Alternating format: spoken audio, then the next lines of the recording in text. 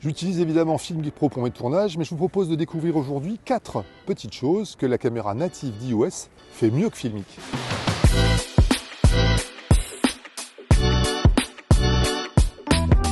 La première, c'est le changement d'objectif pendant qu'on enregistre une scène. Une fois l'enregistrement de la vidéo commencé, il est possible de changer de focale en touchant les différentes valeurs affichées dans l'appareil photo d'iOS, sur les iPhones bien sûr, qui profitent de plusieurs optiques. Pratique pour l'enregistrement d'une séquence un peu longue quand on ne souhaite rien perdre de l'audio, alors que dans Filmic Pro, on choisit son objectif avant de filmer. Quand on enregistre, l'accès aux différentes optiques n'est plus possible. La deuxième sur le même principe, c'est que pendant qu'on enregistre, la caméra native d'iOS conserve les réglages de focus et d'exposition que l'on a verrouillés.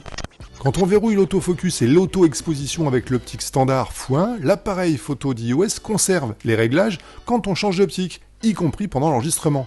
Pratique là encore pour une séquence tant qu'on ne bouge pas.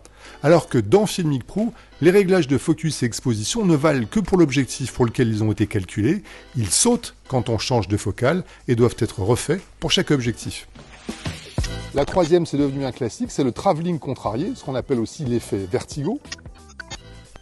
Appuyez longuement sur la valeur x1 de l'appareil photo pour révéler la roue de zoom.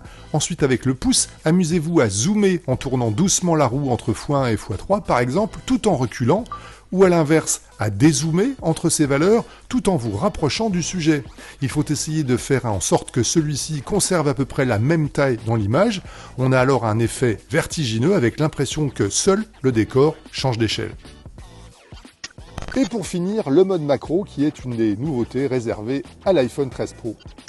En mode autofocus et avec de la lumière, approchez-vous doucement d'un sujet jusqu'à sentir une saute dans l'image, qui signifie que vous avez activé le mode macro. Vous pouvez alors vous rapprocher encore et révéler en vidéo les tout petits détails.